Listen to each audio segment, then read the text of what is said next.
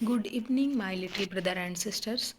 जैसा कि आज आप स्क्रीन पे देख पा रहे होंगे कि आज हम पढ़ेंगे light chapter, light refraction and reflection. तो सबसे पहले हम जानेंगे कि लाइट क्या है। तो आप सब जानते हैं कि इस पूरे यूनिवर्स में जो सबसे बड़ा सोर्स लाइट का है वो क्या है? सन। क्या है? सन। जिस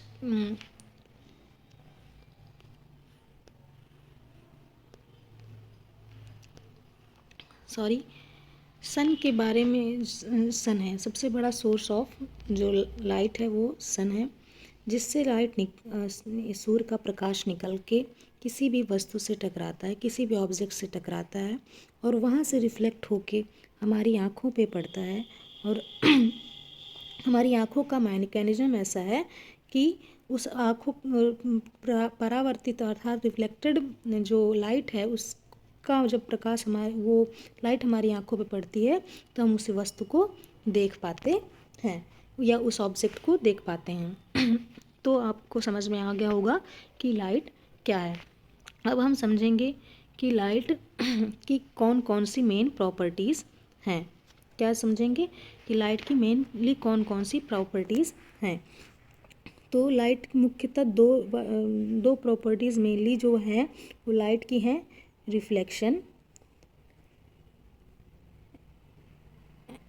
एंड रिफ्रैक्शन।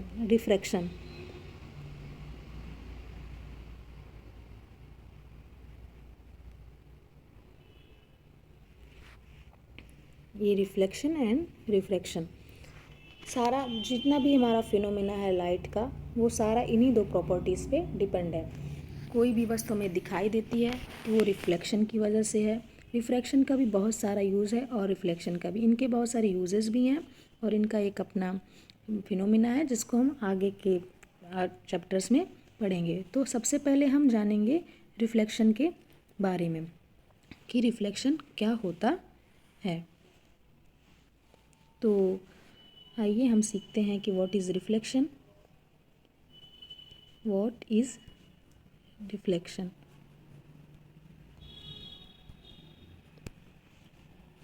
ओके, तो रिफ्लेक्शन कुछ नहीं है।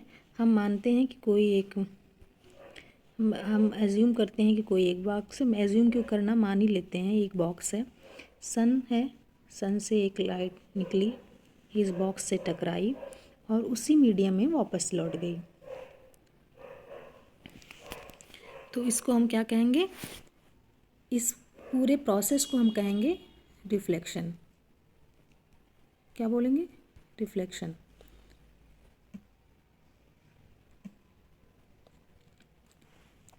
तो ये हमारा प्रोसेस हो गया रिफ्लेक्शन का। अब हम जानेंगे कि रिफ्लेक्शन के कौन कौन से दो मेन लॉज हैं। तो लॉज ऑफ रिफ्लेक्शन,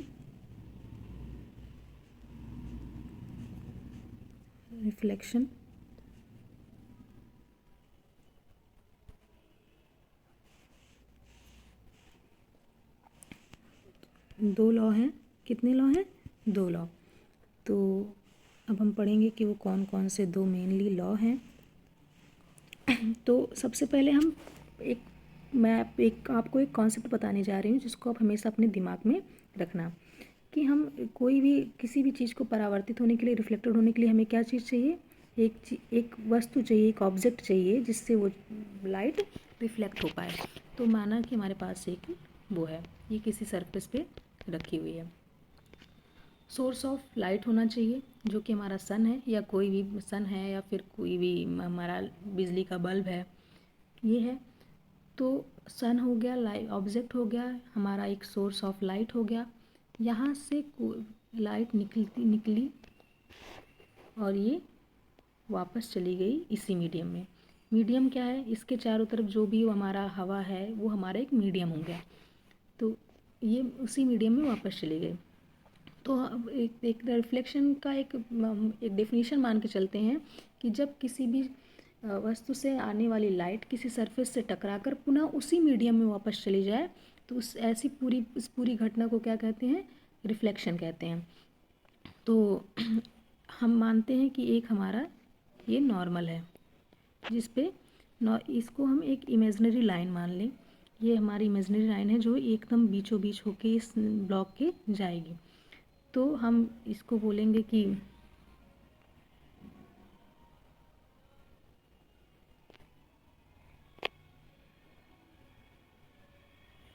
ये बीचों बीच लाइन है, ये हमारा एंगल है जिसे हम इंसिडेंस एंगल कहते हैं।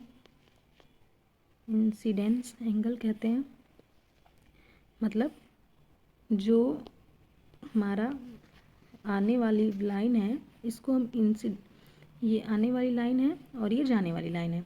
ये आने वाली रे है लाइट की और जाने वाली। तो ये जो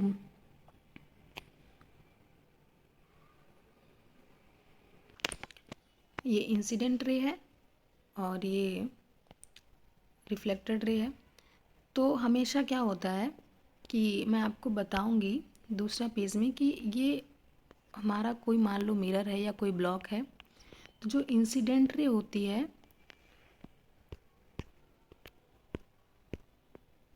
और ये जो नॉर्मल होता है और ये रिफ्लेक्टेड रे होती है, ये हमेशा एक ही प्लेन में होती हैं। कौन से प्लेन में होती हैं? एक ही प्लेन में, एक ही पॉइंट पर एक ही प्लेन में होता है इंसिडेंट रे, रिफ्लेक्टेड रे, और ये हमारा नॉर्मल हो गया। और हमेशा ही इंसिडेंट एंगल और रिफ्लेक्टेड एंगल ये दोनों ही क्या होंगे? इक्वल होंगे। इसको एंगल बोलते हैं। ये आई ए होता है, ये आर ए होता है। अभी आगे आप इसको समझेंगे कि आई ए और आर ए मैंने क्यों लिखा। अब बस इतना समझो अभी कि ये इंसिडेंट जो ये एंगल तो पता ही आप सबको, तो मैं उतना डिटेल में नहीं जाऊंगी। बस मैं आपको ये बताना चाहती हूँ कि ये इंसिडेंट एंगल और रिफ्लेक्टेड एंगल दोनों इक्वल होते हैं। तो आपको मैं एक फिगर बना देती हूँ जिसमें आपको समझ में आ जाएगा।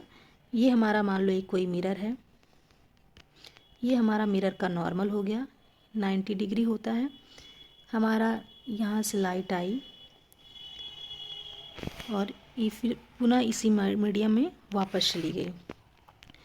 तो ये इंसिडेंट एंगल को आई से डिनोट करेंगे, ये आई, रिफ्लेक्टेड एंगल को आर, और ये आई है और ये रिफ्लेक्टेड रे है, मतलब इंसिडेंट रे और रिफ्लेक्टेड रे, इंसिडेंस एंगल और रिफ्लेक्टेड एंगल। तो आप समझ पा रहे होंगे कि मैं आपको क्या बताना चाहती हूँ। Incident angle, reflected angle, incident ray, reflected ray, ये हमारा नॉर्मल हमेशा ही प्लेन सरफेस से 90 डिग्री होगा, ये हमारा नॉर्मल है। अब हमारा दो लॉ इसी से निकलते हैं कि जो लाइट आई सन से टकराई गई तो हमेशा जो आने वाला इंसिडेंट रे होगी और जो रिफ्लेक्टेड रे होगी, इंसिडेंट रे होगी और जो नॉर्मल होगा, वो तीनों एक ही प्लेन में होंगी। ये हमारा सेकंड लॉ है। फर्स्ट लॉ क्या है कि इंसिडेंट एंगल और रिफ्लेक्टेड एंगल, जैसा कि आप देख पा रहे हो, वो दोनों इक्वल होंगे, मतलब ये इज इक्वल टू ये।